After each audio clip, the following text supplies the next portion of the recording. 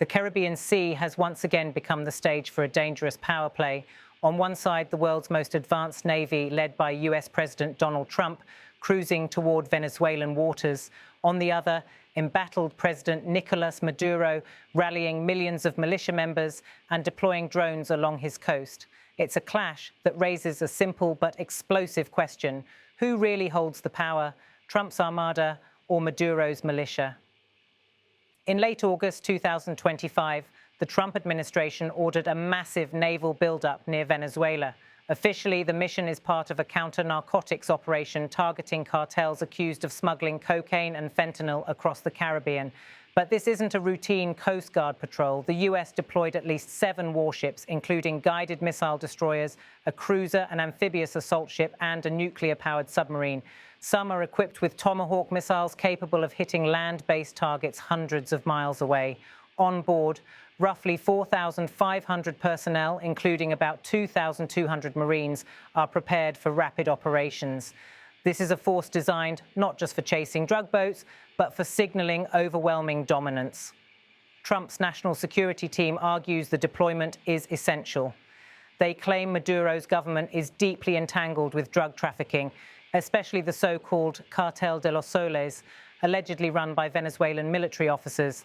They've even doubled the US bounty on Maduro's head to $50 million, branding him a narco-terrorist. From Washington's perspective, this armada is a show of resolve, a warning that the US will not tolerate a regime it views as criminal and illegitimate. But outside of Washington, skepticism is mounting. For Maduro, this was proof that the Armada was not about drugs at all, but about removing him personally. He mocked the bounty as Yankee arrogance, while pointing out that the US still buys Venezuelan oil through Chevron. If we are terrorists, he asked in one broadcast, why does the empire do business with us? This contradiction gave him ammunition for his narrative that Washington was less concerned with justice and more interested in Venezuela's oil, gold, and strategic location.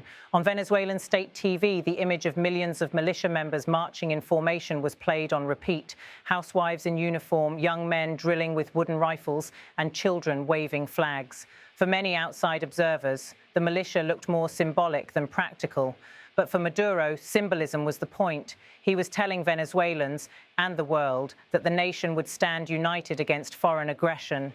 The deployment didn't just alarm Caracas, it sent shockwaves across Latin America. In Colombia, President Gustavo Petro initially voiced solidarity with Venezuela against outside aggression, but within days his tone shifted. He pledged cooperation with the US on drug enforcement, a reminder of Colombia's deep military ties with Washington. It was a balancing act, standing by a neighbor while not alienating a superpower. Guyana and Trinidad and Tobago, 2 of Venezuela's neighbors in the Caribbean, openly welcomed the US operation. Guyana, locked in a bitter border dispute with Caracas, saw the Armada as a deterrent to Venezuelan aggression. Meanwhile, left-leaning governments in Cuba, Nicaragua, and Bolivia condemned the US move as imperial intimidation, rallying behind Maduro with statements of solidarity. Their support may have been symbolic, but it reinforced the idea that the region remains divided into ideological camps. Globally, the United Nations received a formal complaint from Venezuela. Maduro's diplomats accused Washington of threatening international peace, but at the Security Council, US allies stopped short of outright criticism, offering only cautious statements about avoiding escalation. The bigger picture? The hemisphere is split. Some see Trump's Armada as a necessary strike against organized crime. Others view it as a dangerous escalation that could destabilize the region. And in the middle of it all, the question of raw power, Armada versus militia, remains unresolved. To truly understand this showdown, you have to place it in history. If the target is small drug traffickers, critics ask, why send destroyers and submarines?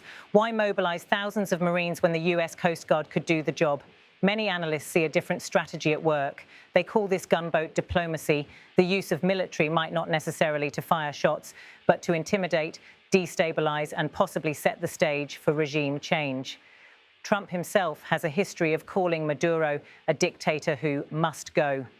His allies in Florida and Washington view Venezuela as both a geopolitical threat and a political symbol, the socialist strongman at America's doorstep. And while Trump condemns Maduro as a criminal, his government still allows US companies like Chevron to import Venezuelan oil under special licenses. To critics, this contradiction exposes the truth. The Armada isn't just about drugs. It's about leverage, control, and possibly Maduro's downfall. For Venezuela, the sight of US destroyers on the horizon was impossible to ignore, and President Maduro wasted no time responding. Maduro went on national television to denounce the US deployment as illegal, immoral, and a direct attempt at regime change. His countermeasure was bold, mobilizing the Bolivarian militia, a civilian defense force first created by Hugo Chavez. Officials claim more than 4 million Venezuelans are enlisted, retirees, students, factory workers, and housewives trained on weekends with old rifles or even wooden replicas. Beyond symbolism, Maduro also ordered 15,000 professional troops to Venezuela's western border with Colombia, fearing that US action might come from the land as well as the sea. His navy deployed patrol vessels, while new Iranian-built combat drones were stationed along the coast to deter American aircraft. The message was clear: Venezuela would not roll over. Instead, Maduro sought to portray himself as the guardian of national sovereignty, facing down imperial aggression. In fiery speeches, he promised that if the empire dares set one foot on Venezuelan soil, they will face a people ready to defend their independence with blood. For many Venezuelans, weary of economic collapse and shortages, this appeal to nationalism struck a chord. For others, it was little more than propaganda, a desperate attempt to rally support under siege. The war of words soon escalated into a war of symbols. From Washington, the Trump administration didn't just send ships, it doubled the bounty on Maduro's head, from $25 million to $50 million, an extraordinary move, placing him in the same category as some of the world's most wanted criminals. And the US went further, designating Venezuela-linked groups like the Cartel de los Soles and the Tren de Aragua gang as terrorist organizations. This wasn't just rhetoric. Legally, it meant US military strikes could now be justified under the banner of counterterrorism. The United States has a long and controversial record of intervening in Latin America. In Guatemala in 1954, the CIA orchestrated a coup against Jacobo Arbenz, a democratically elected president who challenged US corporate interests. In Chile in 1973, Washington backed the military overthrow of Salvador Allende, replacing him with General Augusto Pinochet.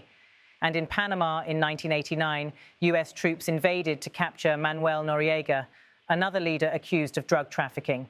Each case carried a familiar pattern: brand the leader corrupt, criminal, or communist, send in military pressure, then pave the way for regime change. For Maduro, this is not abstract history. It is the narrative he leans on.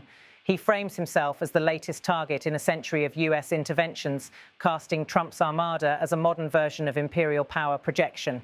He calls on Venezuelans to resist, invoking Simon Bolivar's struggle against colonial powers. For Washington, however, this is about framing Trump as a strong president who will not tolerate a narco-dictator at America's doorstep.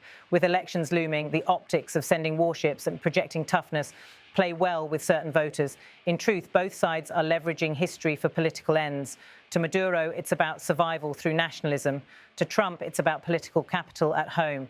And caught between them, millions of Venezuelans enduring shortages, inflation, and insecurity, while global powers turn their suffering into symbolism.